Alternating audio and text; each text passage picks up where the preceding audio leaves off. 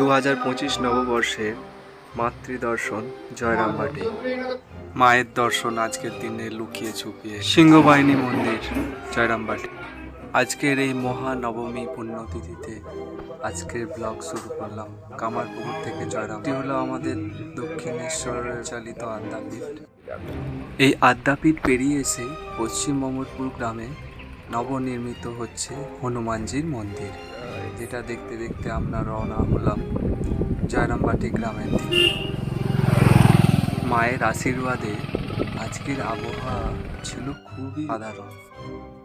আর ওই যে দেখা যাচ্ছে এটি হলো মা শারদা কালষষ্ঠী। আর ভাল লাগছে বল?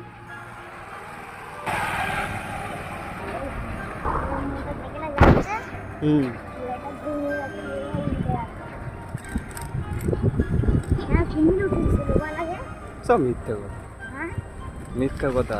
তো দেখো বন্ধুরা, আমার ভাই গল্প করতে করতে যেতে হঠাৎ দেখি রাস্তায় হনুমানজির দর্শন।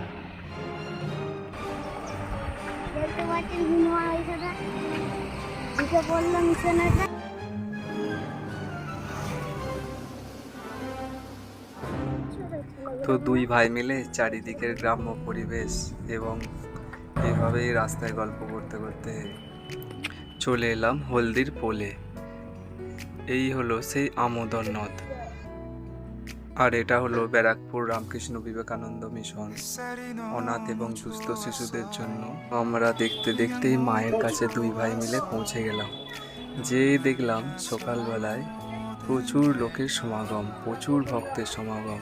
মাতৃ দর্শন করার আগে জয়রামবাটির যে গেটটি রয়েছে, ওই গেটটিতে ঢোকার আগে যে মায়ের যে ছবিটি দেওয়া রয়েছে, সেই ছবিটি দেখতেই মনটা আনন্দে ভরে ওঠে। সব সময় যতবারই জয়রামবাটি যেয়ে ওঠি, এবং তার পাশেই কত খেলনার দোকান।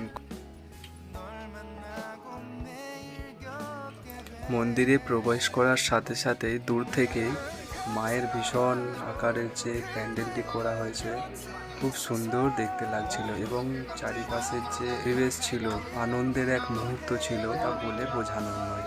দূর থেকে মায়ের দর্শন পেলাম এবং দূর থেকেই মায়ের যে মূর্তি দেখলাম তাতে খুবই আনন্দিত হলাম। চারপাশ দেখো কত সুন্দর লাগছে। আর এখানে সমস্ত ভলেন্টিয়ার যারা ছিলেন তারা অত্যন্ত যত্ন সহকারে সমস্ত যাত্রীদের সাথে ভালো ব্যবহার করছিলেন এবং তাদের গাইড করছিলেন, যাতে তারা এই আনন্দের দিনে কোনো অসুবিধায় না পড়েন।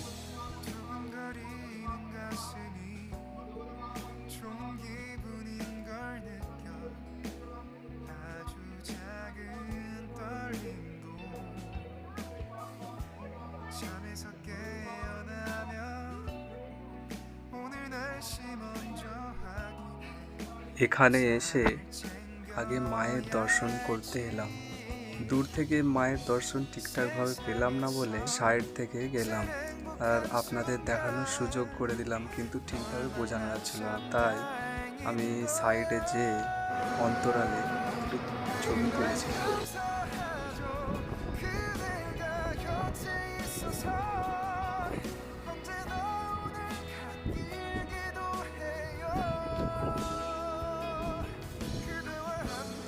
নবমীর তিথিতে দুই মায়ের দর্শনে খুব তাড়াতাড়ি এসে পড়েছিল, তাই সেই সবে আস্তে আস্তে যাত্রীরা আসতে শুরু করেছিলেন। নবমীর দিন এই মিশনে খিচুড়ি প্রসাদ খাওয়ানো হয়ে থাকে সম্পূর্ণ বিনামূল্যে, তাই প্রচুর ভক্তের সমাগম হয়ে থাকে এইখানেতে।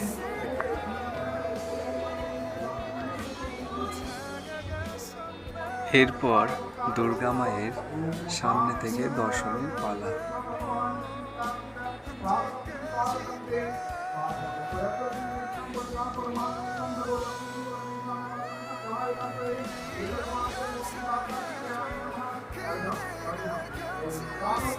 এদিকে এদিকে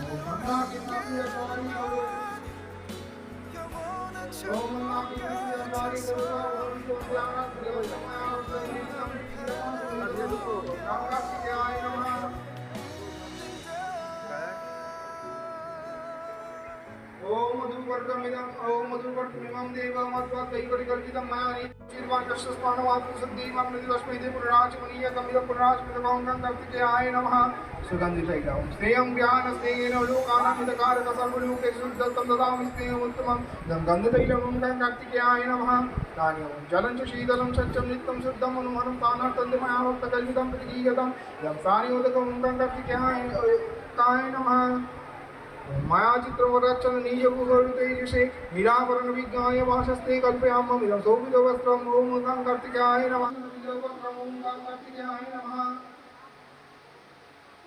माल्यं सूत्रेण गदितं माल्यं नानाभूतसमन्वितं गन्धचर्मं संयुक्तं ध्यानं परमेश्वर इदं पुष्पमाल्यं ओम गं कार्तिकेयाय नमः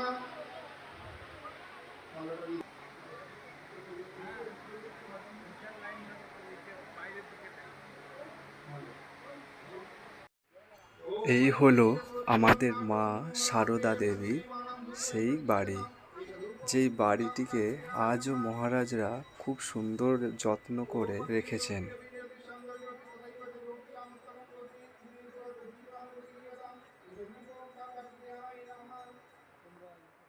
তো এরপর আমরা দুই মায়ের দর্শনের পর আস্তে আস্তে চলে এলাম সিংহবাহিনী মন্দিরের দিকে।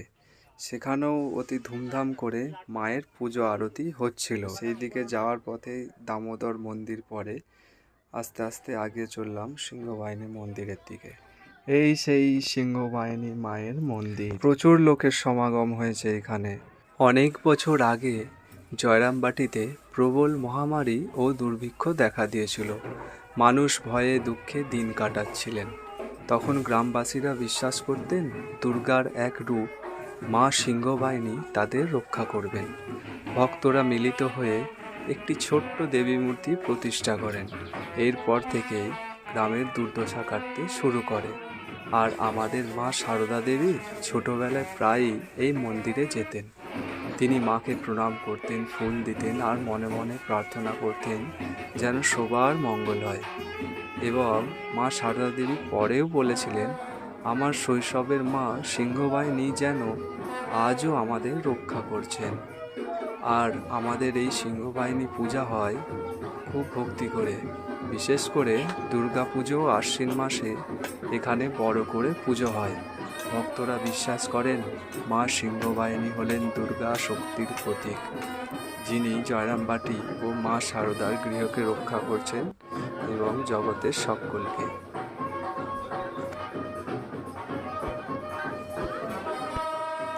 মায়ের দর্শনও খুব ভালোভাবে হয়ে গিয়েছিল এবং আমরা দুই ভাই নিজেকে খুবই ভাগ্যবান বলে মনে করছিলাম এই নবমী পুণ্যতিথিতে এসে। ধন্যবাদ ভিডিওটিকে শেষ পর্যন্ত দেখার জন্য।